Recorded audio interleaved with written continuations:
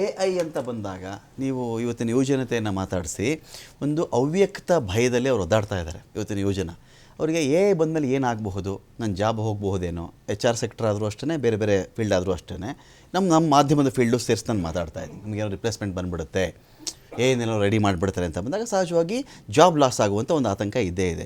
AI ವಿಚಾರಕ್ಕೆ ಸಂಬಂಧಪಟ್ಟಂತೆ ಈ ಬಜೆಟಲ್ಲಿ ಸ್ಪೆಸಿಫಿಕ್ ಆಗಿ ಫೋಕಸ್ಡ್ ಆಗಿ ದೂರಗಾಮಿಯಾಗಿ ಆಲೋಚಿಸಿ ಏನಾದರೂ ಮಾಡಿದ್ದಾರೆ ಅಂತ ನಿಮ್ಗೆ ಅನಿಸ್ತಾ ಇದೆಯಾ? ಇಲ್ಲ, ನಮಗೆ ರಿಸರ್ಚ್ ವಿಚಾರ ಇದೆಯಲ್ಲ ನಮ್ಮಲ್ಲಿ, ಅದು ಯಾಕೋ ನಮ್ಮ ದೇಶದ ಸೆಕ್ಷನ್ ಬಹಳ ವೀಕ್ ಅನ್ಸಕ್ಕೆ ಶುರುವಾಗ್ಬಿಟ್ಟಿದೆ. ರಿಸರ್ಚ್ಗೆ ನಾವು ಹಣ ನಿಗದಿಪಡಿಸಿರ್ತಕ್ಕಂಥ ವಿಚಾರದಲ್ಲಿ ಅಂತ ಸರ್, ಲಾಸ್ಟ್ ಬಜೆಟಲ್ಲೇ ಸ್ಕಿಲ್ ಆ್ಯಂಡ್ ಎಂಪ್ಲಾಯ್ಮೆಂಟ್ ಅಂತ ಒಂದು ತಂದರು. ಅದಕ್ಕೆ ಸುಮಾರು 2 ಲಕ್ಷ ಕೋಟಿನ ನಾವು ಸ್ಪೆಂಡ್ ಮಾಡ್ತೀವಿ 25-26ನೇ ಬಜೆಟಲ್ಲಿ. ಸುಮಾರು 4 ಕೋಟಿ 10 ಲಕ್ಷ ಎಂಪ್ಲಾಯ್ಮೆಂಟ್ನ ಕ್ರಿಯೇಟ್ ಮಾಡ್ತೀವಿ ಅಂತ ಹೇಳಿದ್ರು. ಎಲ್ಲಿ ಅದ್ರದ್ದು ಡಾಟಾ ಕೊಡಿ ಒಂದು ಸ್ವಲ್ಪ, ಎಷ್ಟು ಇಂಪ್ಲಿಮೆಂಟ್ ಮಾಡಿದ್ದೀರಾ ಅಂತ. 2 ಲಕ್ಷ ಕೋಟಿಲಿ ಎಷ್ಟು ಖರ್ಚು ಮಾಡಿದ್ದೀರಾ? ಇದು ಕೇವಲ ಬಡ್ಜೆಟ್ಗಳೇನಾಗಿದೆ ಅಂದರೆ ಸುಮ್ಮನೆ ಹೇಳೋದಕ್ಕಷ್ಟೇ, ಮಾಡಿ ತೋರಿಸೋದಕ್ಕೆ ಅವ್ರ ಕೈಲಿ ಆಗ್ತಾ ಇಲ್ಲ.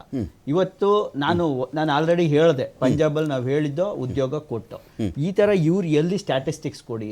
ಇವತ್ತು ಕೇಂದ್ರ ಸರ್ಕಾರದಲ್ಲಿ ಎಷ್ಟು ಲಕ್ಷ ಜಾಬ್ಗಳು, 9 ಲಕ್ಷ ವೇಕೆನ್ಸಿ ಬಿದ್ದಿದೆ. ಅದನ್ನ ತುಂಬೋದಕ್ಕೆ ಇವ್ರಿಗೆ 75,000 ಕಡಿಮೆ ಹೇಳ್ಬಿಟ್ರಿ ನೀವು. 9 ಲಕ್ಷ ರಾಜ್ಯದಲ್ಲಿ 3 ಲಕ್ಷ ಅಲ್ಲ, ಸ್ಟೇಟಲ್ಲೂ ಕೊಡ್ತಾ ಇಲ್ಲ ಎಂಪ್ಲಾಯ್ಮೆಂಟ್, ಕೇಂದ್ರದವರು ಕೊಡ್ತಾ ಇಲ್ಲ. ಯಾಕಂದ್ರೆ ಇವ್ರ ಹತ್ರ ಹಣ ಇಲ್ಲ ಅನ್ನೋದಕ್ಕೆ ಇದೇ ಒಂದು ಕ್ಲಾರಿಟಿ ನಾನು ಹೇಳೋದು. ನಿಮ್ಗೆ ಎಂಪ್ಲಾಯ್ಮೆಂಟ್ ಕೊಡಕಾದ್ರೆ, ಫಾರ್ ಎಕ್ಸಾಂಪಲ್ ಇವತ್ತು ರೈಲ್ವೆ ಆಕ್ಸಿಡೆಂಟ್ 2023 ಇದುವರೆಗೆ 23,000 ಜನ ಸತ್ತಿದ್ದಾರೆ, ಇನ್ಕ್ಲೂಡಿಂಗು ಏನು ರೋಡ್ ಕ್ರಾಸ್ ಮಾಡಕ್ ಹೋದವರು ಅವರು ಎಲ್ಲ ಸೇರ್ಕೊಂಡೆ. ಅಂದ್ರೆ ಇವತ್ತು ರೈಲ್ವೆಲಿ ಎಷ್ಟು ಉದ್ಯೋಗ ಖಾಲಿ ಬಿದ್ದಿದೆ. ಅಲ್ಲಿ ಗಾರ್ಡ್ಗಳಿಲ್ಲ, ಇವತ್ತು ಗಾರ್ಡ್ಗಳಿಲ್ಲದೆ ಜನ, ಅವುಗಳಿಗೆ ಗೇಟ್ಗಳಿಲ್ಲ, ಬರೀ ರೈಲು ಇವು ಎಲ್ಲ ಜನ ಧನ ಆನೆಗಳು ಕೂಡ ಆಕ್ಸಿಡೆಂಟ್ ಆಗಿ ಸಾಯ್ತಾ ಇದ್ದಾವೆ. ಅಂದ್ರೆ ಇವರು ಬರೀ ಯೋಜನೆ ತರದ್ರಲ್ಲಿ ನಿಸ್ಸಿಮ್ರು. ಫಾರ್ ಎಕ್ಸಾಂಪಲ್ ಇವತ್ತು ನೀವು ರಸ್ತೆ ಬಗ್ಗೆ ಹೇಳ್ತೀರಾ, ಹೈವೇಗಳು ಮಾಡ್ಬಿಟ್ಟು ಅದ್ ಮಾಡ್ಬಿಟ್ಟು ಇದ್ ಮಾಡ್ಬಿಟ್ಟು ಅಂತ. ಈ ದೇಶದಲ್ಲಿ ವರ್ಷಕ್ಕೆ 1,80,000 ಜನ ರೋಡ್ ಆಕ್ಸಿಡೆಂಟ್ ಅಲ್ಲಿ ಸಾಯ್ತಾ ಇದಾರೆ ಒಂದು ವರ್ಷಕ್ಕೆ. ಅದರಲ್ಲಿ ಹೈವೇನಲ್ಲಿ 54,000 ಜನ ಸಾಯ್ತಾ ಇದ್ದಾರೆ ಹೈವೇ ಆಕ್ಸಿಡೆಂಟ್ ಗಳಲ್ಲಿ. ಅಂದ್ರೆ ಇಸ್ ಮ್ಯಾಕ್ಸಿಮಮ್ ಅಮೌಂಟ್ ಅಂತಾನೆ ನಾವ್ ಹೇಳ್ತಿದೀವಿ. ಅಂದ್ರೆ ಇವತ್ತು ಇವ್ರು ಏನು ಹೈವೇಗಳಿಗೆ ಟೋಲು ಸೆಸ್ಸು ಅಂತ ಕಲೆಕ್ಟ್ ಮಾಡ್ತಾ ಇದ್ದಾರಲ್ಲ, ಅದರಲ್ಲಿ ಹೈವೇಗಳಲ್ಲಿ ಅಥವಾ ನಗರ ಪ್ರದೇಶಗಳು ಎಲ್ಲೆಲ್ಲಿ ಅಟ್ಯಾಚ್ ಆಗ್ತವೆ ಅಲ್ಲಿ ಹಾಸ್ಪಿಟಲ್ ತೆರೆಯೋದಕ್ಕೆ, ಟ್ರಾಮಾ ಸೆಂಟರ್ಗಳು ತೆರೆಯೋದಕ್ಕೆ ಇವ್ರಿಗೆ ಆಗ್ತಾ ಇಲ್ಲ. ಇವತ್ತು 1-2 ನಿಮ್ಯಾನ್ಸ್ ಮಾಡಕ್ಕೆ ಅದರಿಂದ ಏನು ಪ್ರಯೋಜನ ಇಲ್ಲ.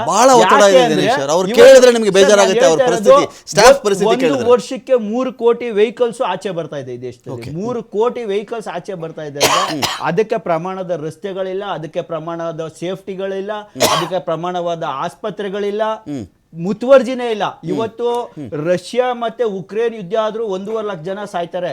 ಇಲ್ಲಿ ನಮಗೆ ಯುದ್ಧನೇ ಆಗಲ್ಲ, ಬರೀ ರಸ್ತೆಲೇ 1 ಲಕ್ಷ ಜನ, 80,000 ಜನ ಸಾಯ್ತಾರೆ. ರೈಲ್ವೆ ಟ್ರ್ಯಾಕ್ ಅಲ್ಲೇ 23,000 ಜನ ಸಾಯ್ತಾರೆ. ಅಂದ್ರೆ ಇವು ಇದನ್ನ ಆ ಸತ್ತವರ ಕುಟುಂಬಗಳು ಆರ್ಥಿಕವಾಗಿ ನಷ್ಟ ಆಗ್ತವೆ. ಯಾಕಂದ್ರೆ ದುಡಿಯೋ ವ್ಯಕ್ತಿಗಳೇ ಸಾಯ್ತಾ ಇರೋದ್ರಲ್ಲಿ 25ರಿಂದ 40 ಏಜ್ ಅವರೇ 80% ಆಫ್ ದ ಪೀಪಲ್ ಸಾಯ್ತಾ ಇರೋದು. ಜನಧನ ಸರ್, ಇಲ್ಲಿ ಏನಾಗುತ್ತೆ, ಒಂದು ದೇಶಕ್ಕೆ ಜನಸಂಖ್ಯೆ ಎನ್ನುವುದು ಸರಿಯಾಗಿ ಬಳಸ್ಕೊಂಡ್ರೆ ಸಂಪತ್ತು, ಜನಸಂಖ್ಯೆಯನ್ನು ಸರಿಯಾಗಿ ಬಳಸ್ಕೊಳ್ಳಿಲ್ಲ ಅಂದರೆ ಆಪತ್ತು ಅಂತ. ಇಲ್ಲೇನಾಗುತ್ತೆ, ಜನಗಳಿಗೆ ಈಗ ಚೈನಾ, ಎಲ್ಲರೂ ಮಾತಿಗೆ ಮುಂಚೆ ಚೈನಾ ಇಂಡಿಯಾ ಕಂಪೇರ್ ಮಾಡಿಬಿಡ್ತಾರೆ ಯಾವಾಗ್ಲೂ. ಚೈನಾ ಜನಸಂಖ್ಯೆ ಇಂಡಿಯಾ ಈಗ ಬೀಟ್ ಮಾಡಿಬಿಟ್ಟಿದೆ ಅಂತ ಕೂಡ ಒಂದು ಮಾತು ಬರುತ್ತೆ. ಇರಲಿ, ಬಟ್ ಚೈನಾ ಅಲ್ಲಿನ ಜನ, ಅಲ್ಲಿನ ತರಬೇತಿ, ಶಾಲೆಗಳ ತರಬೇತಿ, ಶಿಕ್ಷಣಕ್ಕೆ ಅಲ್ಲಿ ಕೊಡ್ತಿರ್ತಕ್ಕಂಥ ಒತ್ತು, ಅವರ ದೂರಗಾಮಿಯಾಗಿ ಯೋಚನೆ ಮಾಡಿ ಮುಂದಕ್ಕೆ ಏನು ಬೇಕು ಅಂಥೇಳಿ. ಏನು ನೀನು ಚಿಕ್ಕ ವಯಸ್ಸಲ್ಲಿ ನೀನೇನಾಗಬೇಕು ಅಂತ ಬಯಸ್ತೀಯ, ಒಬ್ಬ ಶೆಫ್ ಆಗಬೇಕು ಅಂದರೆ ಸ್ಕೂಲ್ ಹಂತದಲ್ಲೇ ತಯಾರಾಗುತ್ತದು.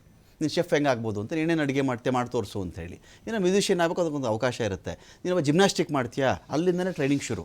ನೀನು ಬಾಕ್ಸರ್ ಆಗ್ತೀಯಾ, ಶುರು. ಈ ಥರದ್ದು ಒಂದು ಯೋಜನೆಗಳು ನಮಗೆ ಬೇಕಾಗುತ್ತೆ ಸರ್. ಅದರಲ್ಲಿ ನಾವು ಸ್ವಲ್ಪ ಹಿಂದೆ ಇದ್ದೀವಾ ಅಂತ ಒಂದು ಪ್ರಶ್ನೆ ಬರುತ್ತೆ. ನಮ್ಮ ಜನಸಂಖ್ಯೆ ನಾವು ಸರಿಯಾಗಿ ಬಳಸ್ಕೊಳ್ತಾ ಇಲ್ವಾ? ಯಾವುದು ಜಾಸ್ತಿ ಆಗುತ್ತೋ ಅದಕ್ಕೆ ಬೆಲೆ ಕಡಿಮೆ ಅಂತ ಮಾರ್ಕೆಟ್ ಕೂಡ ಅದನ್ನೇ ಹೇಳೋದು. ಚಿನ್ನನೇ ಯಥೇಚ್ಛವಾಗಿ ಇದ್ದುಬಿಟ್ಟಿದ್ರೆ, ಕಬ್ಬಣ ಕಡಿಮೆ ಇದ್ದುಬಿಟ್ಟಿದ್ರೆ ಕಬ್ಬಣಕ್ಕೆ ಚಿನ್ನದ ಬೆಲೆ ಇರೋದು. ಚಿನ್ನ ಕಡಿಮೆ ಇರೋದಕ್ಕೆ ಅದಕ್ಕೆ ವ್ಯಾಲ್ಯೂ ಜಾಸ್ತಿ ಅಂತೇಳಿ. ಬಟ್ ಜನ ಜಾಸ್ತಿ ಆದಾಗ ಅದ್ರ ವ್ಯಾಲ್ಯೂಯೇಷನ್ ಮಾಡ್ಕೋಬೇಕಾದದ್ದು, ವ್ಯಾಲ್ಯೂ ಕೊಡಬೇಕಾದದ್ದು ದೇಶಗಳ ಕರ್ತವ್ಯ. ಅದಾಗ್ತಿಲ್ವಾ ಇಲ್ಲಿ ಅಂತ? ನೀವು ಕೇಳಿದ ಪ್ರಶ್ನೆ ತುಂಬ ಚೆನ್ನಾಗಿದೆ. ಚೈನಾನಲ್ಲಿರ್ತಕ್ಕಂಥ ರಿಜಿಡ್ ರೂಲ್ಸು ಇಂಡಿಯಾನಲ್ಲಿಲ್ಲ. ಲೇಬರ್ನಲ್ಲಾಗಲಿ ಯಾವುದ್ರಲ್ಲೇ ಆಗಲಿ ಅಲ್ಲಿ ಪ್ರೊಡಕ್ಷನ್ ಓರಿಯೆಂಟೆಡ್ ಇದು. And 8 hours and lady and gents ಇಬ್ರು ದುಡಿಲೇಬೇಕು. ಮದುವೆ ಆಗಬೇಕು ಅಂದರೆ ಮೊದಲು ಅಪಾರ್ಟ್ಮೆಂಟ್ ಇದ್ರೆ ಮದುವೆ ಆಗ್ತೀನಿ ಅಂತ ಹೇಳ್ತಾಳೆ ಹುಡುಗಿ, ಇಲ್ಲಾಂದ್ರೆ ಮದುವೆ ಆಗೋದಿಲ್ಲ ಅಂತಂದೇಳಿ ಹುಡುಗನ ಮದುವೆ ಆಗೋದಿಲ್ಲ ಅಂತ ಹೇಳ್ತಾಳೆ. ಆ ಥರದಲ್ಲಿರುವಾಗ ಚೈನಾಗೆ ಒಂದು ಅಡ್ವಾಂಟೇಜ್ ಏನಂತಂದ್ರೆ ರಾ ಮೆಟೀರಿಯಲ್ ಏನ್ ಬೇಕಾದ್ರೂ ಸಿಗ್ತದೆ. ಇಲ್ಲಿ ವಿಲ್ಲಾ ಇರಬೇಕು ಅಂತಾರೆ ಸರ್ ಇಂಡಿಯಾದಲ್ಲಿ. ಇಲ್ಲಿ ಇಲ್ಲ. ಅಲ್ಲಿ ಅಪಾರ್ಟ್ಮೆಂಟ್ ಇಲ್ಲಿ ವಿಲ್ಲಾ ಅಂತಾರೆ. ಇಲ್ಲಿ ವಿಲ್ಲಾ ಮಾಡಿದ್ದಾರೆ. Okay. ಮತ್ತೆ ಇಲ್ಲಿ ರಾ ಮೆಟೀರಿಯಲ್ ದೋಚ್ಕೊಂಡು ಹೋಗ್ತಾರೆ. ದೋಚ್ಕೊಂಡು ಹೋಗ್ತಾರೆ. ನಾವು ಮ್ಯಾಂಗನೀಸ್ ತೆಗೆದು ತುಂಬಿ ನಾವು ಚೈನಾ ಕಳಿಸ್ತೀವಿ. ಅದೇ ಮ್ಯಾಂಗನೀಸ್ ಅವ್ರೇನ್ ಮಾಡ್ತಾರೆ ಅನ್ನೋದನ್ನ ನಾವು ನೋಡಿಲ್ಲ. ನಾವು ಅದನ್ನ ತಡಿಬೇಕು. ಓಕೆ. ಈಗ ಆರ್ಟಿಫಿಷಿಯಲ್ ಇಂಟೆಲಿಜೆನ್ಸ್ ಬಗ್ಗೆ ನೀವು ಮಾತಾಡಿದ್ರಿ. ಆರ್ಟಿಫಿಷಿಯಲ್ ಇಂಟೆಲಿಜೆನ್ಸ್ ಇಂದ ಲೇಬರ್ ಹೋಗುತ್ತಾ ಅಂತಂದೇಳಿ. ಲೇಬರ್ ಹೋಗೋದಿಲ್ಲ. ಆರ್ಟಿಫಿಷಿಯಲ್ ಇಂಟೆಲಿಜೆನ್ಸ್ ಏನಂದ್ರೆ your smartness will create competitiveness, production increase and one more operation in the same machine learning ಅಲ್ಲಿ. ಈಗ 3 ಫೋಲ್ಡ್ ಆಗ್ತದೆ ನಿಮ್ದು ಮೀಡಿಯಾನಲ್ಲಿ ಒಂದು ಪೇಪರ್ ಅಂದ್ರೆ 4ನೇ ಫೋಲ್ಡ್ ಬೈ ಆಡಿಂಗ್ ಒಂದು photo cell we can make one more folding. Okay. That means advantage. So artificial intelligence is only for development of the industry and as well as competitiveness with the international market. So thereby there won't be any problem.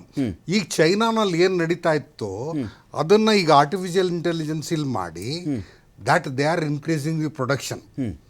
ಈಗ Raghu sir ಒಂದು ಮಾತು ಹೇಳಿದ್ರು, ನಮ್ಮ ದುಡ್ಡನ್ನು ತಗೊಂಡೋಗಿ ಉತ್ತರ ಪ್ರದೇಶ ಅಲ್ಲಿ ಇಲ್ಲಿ ಕೊಡ್ತಾರೆ ಅಂತ. ಯಾರು ಫಾರ್ಮುಲಾ ಮಾಡಿದವ್ರು ಯಾರು? ಓಕೆ.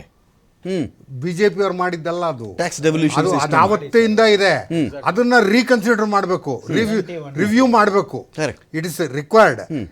ಅವಾಗ ಏನಾಯ್ತು, ಜನದ ಮೇಲೆ ಜನದ ಆಧಾರದ ಮೇಲೆ ಹಂಚಬೇಕು ಅಂತ ಮಾಡಿದ್ರು. ಈಗ ನಾವು ಹೇಳೋದು ನಮ್ಮ ಟ್ಯಾಕ್ಸ್ ಏನು ಬರ್ತದೆ ಆ ಪ್ರಪೋರ್ಷನೇಟ್ ಮೇಲೆ ಮಾಡಿ ಅಂತ ಹೇಳ್ತಾರೆ. ಕರೆಕ್ಟ್. ನಮ್ಮ ಆರ್ಗ್ಯುಮೆಂಟ್ ಇವತ್ತು ಕರೆಕ್ಟ್ ಇದೆ. ಕೊಡಬೇಡಿ ನಾವು ಹೇಳ್ತಿಲ್ಲ. ಕೊಡಬೇಡಿ ಅಂತ ಜನಸಂಖ್ಯೆ ಅಂತ ಒಂದು ಸ್ಕೇಲ್ ಇಡ್ತಾ ಇದ್ದೀರಲ್ಲ, ಇದು ತಪ್ಪು. ಸೋಂಬೇರಿಗಳಿಗೆ ಜಾಸ್ತಿ ದುಡ್ಡು ಕೊಡ್ತಾ ಇದ್ದೀರಾ, ಕಿತ್ಕೊಂಡು ಇದು ಸ್ವಲ್ಪ ರಿಫಾರ್ಮೇಷನ್ಸ್ ಆಗಬೇಕು ಸರ್. ರಘು ಹೇಳೋದು ಅದೇ ವಿಷಯನೇ.